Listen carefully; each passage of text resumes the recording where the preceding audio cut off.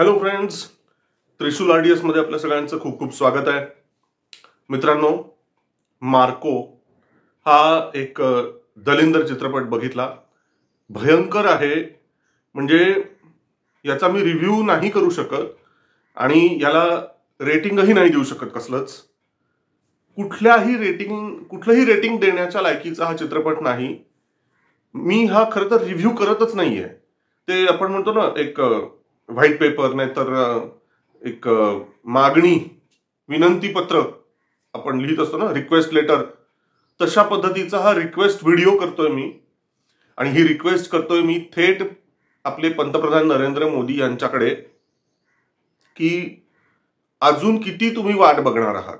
माझी अपेक्षा आहे पंतप्रधानजी की कृपा करून एकदा हा चित्रपट तुम्ही बघा, मार्को.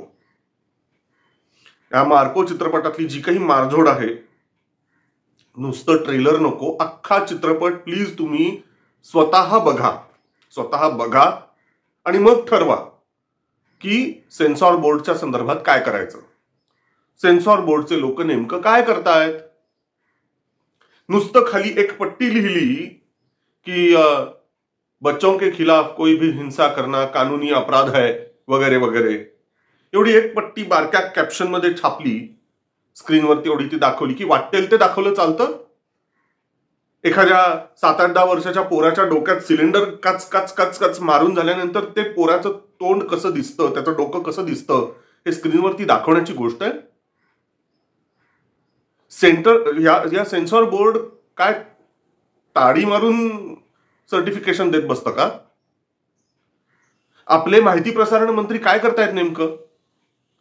अॅनिमल चित्रपट फालतू वाटावा इतकं भयंकर दाखवलं जात आहे मार्कोमध्ये. आणि मित्रांनो, फॉर युअर काइंड इन्फॉर्मेशन, जे लोक हा व्हिडिओ बघून मला ट्रोल करण्याचा प्रयत्न करतील, मला माझ्या विरुद्ध वाटतील, त्या मला शिव्या घालतील, मला त्या शिव्यांचं काही वाटत नाही, त्या ट्रोलिंगचंही मला काही वाटत नाही. मला आधीच एक सांगू देत की हा चित्रपट मी बघू शकलो एक व्यक्ती म्हणून. माझ्या सगळ्या भावना संवेदना बोथट आहेत असं म्हणा, काय वाटेल ते म्हणा. माझ्यासारखे इतरही अनेक लोक आहेत, कारण बऱ्यापैकी तो हॉल भरलेला होता. कुणालाही असं आई ग असं काहीही जराही झालं नाही, कारण आता बघून बघून संवेदना इतक्या बोथट झालेल्या आहेत, सगळं वाटायच्या पलीकडे गेलोय आपण. येस, माझंही तसंच आहे. पण ते बघून मला विकृत आनंद वगैरे नाही झाला. जर कुणाला होत असेल तर होऊ देत बापड, मला नाही झाला विकृत आनंद. त्रास झाला, हो झाला, मला त्रास प्रचंड झाला. मुख्य म्हणजे हे असले चित्रपट बघायला जायची माझी इच्छा नसते, पण केवळ आणि केवळ आपल्या युट्यूब चॅनलवरती रिव्ह्यूज आणणे यासाठी, तुमच्यासाठी म्हणून तो चित्रपट बघायला गेलो. अन्यथा मला हे असले चित्रपट बघायला आवडत नाही. हिंसा मला बघताच येत नाही वगैरे असं त्यामागचं काहीही नाहीये, परंतु मला पटत नाहीत या गोष्टी. मी काही अहिंसावादी नाहीये, पण तरी सुद्धा ऑन स्क्रीन काय दाखवावं, काय दाखवू नये, त्याच्या मागे काय पथ्य पाळायला पाहिजे, इतपत जरा देवानी अक्कल दिलेली आहे. तर मार्कोमध्ये हे ताळतंत्र सुटलेलं आहे पूर्णपणे. दिग्दर्शक, लेखक, ते सगळ्यांचंच ताळतंत्र सुटलेलं आहे. आणि सेन्सॉर बोर्डाच्या म्हणजे काय, मला खरंच अजब वाटतं. त्या कंगना राणावतचा जो पिक्चर आहे अजून लटकवलेला आहे, त्याच्यात कितीतरी कट शॉर्ट करायला लावलेले आहेत, कितीतरी सीन्स कट करायला लावलेले आहेत. आणि अशा पद्धतीने अनेक चित्रपटांच्या बाबतीत केलं जातं. मग मार्कोमध्ये असं काय वेगळं होतं? मार्कोमध्ये एक एक सीन जर कट करायला लावलं ना, काही उरणारच नाही मार्कोमध्ये, कारण सगळं तेच आहे. मग असल्या चित्रपटाला तुम्ही मुळात अलाव कसं केलं? कसा रिलीज होऊ दिला हा चित्रपट? म्हणजे मी अॅनिमलच्या विरुद्ध जाणारा एक व्हिडिओ तयार केलेला होता मित्रांनो, तुम्हाला आठवत असेल. पण आता तर लाटच्या लाट आली असल्या चित्रपटांची. म्हणून माझी खरोखर अपेक्षा आहे, मोदीजी तुम्ही स्वतः आणि तुमच्या मंत्रिमंडळातले, कॅबिनेटमधले सगळे मंत्री, पण खास करून माहिती प्रसारण मंत्री यांना शेजारी बसवून तुम्ही चित्रपट बघा. खास शो ठेवा तुमच्यासाठी. तुम्ही 10 वर्ष झाली सत्तेत बसलेले आहात. काय केलंय त्या माहिती प्रसारण मंत्रालयाच्यासाठी? काय केलंय तुम्ही हे असले चित्रपट रिलीज होऊ नयेत म्हणून? सेन्सॉर बोर्डाच्या वरती तुम्ही कोणाला बसवलेलं आहे? ते खरोखर नेमकं काय काम करतायत यावर तुमचं लक्ष आहे का? हा माझा सवाल आहे. खडा सवाल आहे माझा. दुसरी गोष्ट, आज हा चित्रपट त्याला तुम्ही रेटिंग दिलेले आहेत, ए रेटिंगच्याही पुढचं रेटिंग आहे, कारण त्याच्यात व्हायलन्स आहे. ए रेटिंग नाहीये नुसतं, एच्या पुढचं रेटिंग आहे.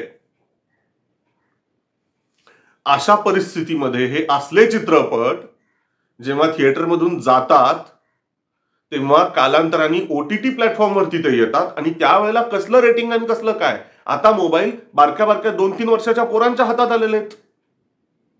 आई बापाचं पूर्ण कंट्रोल निघून गेलेला आहे. म्हणजे मित्रांनो लक्षात घ्या, लहान लहान पोरांच्या हातामध्ये आता मोबाईल आलेला आहे, ते काहीही बघू शकतील आणि बघत आहेत. आणि या ओटीटी वरती, वेब सिरीज वरती कसलाही धरबंध नाही, कसलंही नियामक मंडळ नाही, सेन्सॉर बोर्डचं त्याच्यावरती काहीही कंट्रोल नाही. वेब सिरीज वरती आमच्यासारखे लोक बोंबलून आमचा घशाला कोरड पडली, पण सरकारला त्याचं काही ढिम्म काही पडलेलं नाहीये. ओटीटी आणि वेब सिरीज वरती तुम्ही नियामक का बसवत नाही, त्याच्यावरती कंट्रोल करण्यासाठी म्हणून सेन्सॉर बोर्डची व्याप्ती तरी वाढवा किंवा नवीन वेगळं सेन्सॉर बोर्ड निर्माण करा वेब सिरीजच्या कंटेंटच्या साठी. कशाची वाट बघतात तुम्ही? समाजामध्ये व्हायलन्स वाढत चाललाय. तुम्ही बघितलं असेल मस्साजोग हत्याकांड किती भयंकर पद्धतीने, किती क्रूर पद्धतीने झालेलं आहे. त्याच्यामुळे विनंती आहे पंतप्रधान मोदीजी, कृपा करून हा मार्को चित्रपट बघा आणि लवकरात लवकर ऍक्शन घ्या. या चित्रपटावर बंदी घाला, देशभरात दाखवण्यापासून वाचवा. आपली पिढी नासवू नका. धन्यवाद. हर हर महादेव.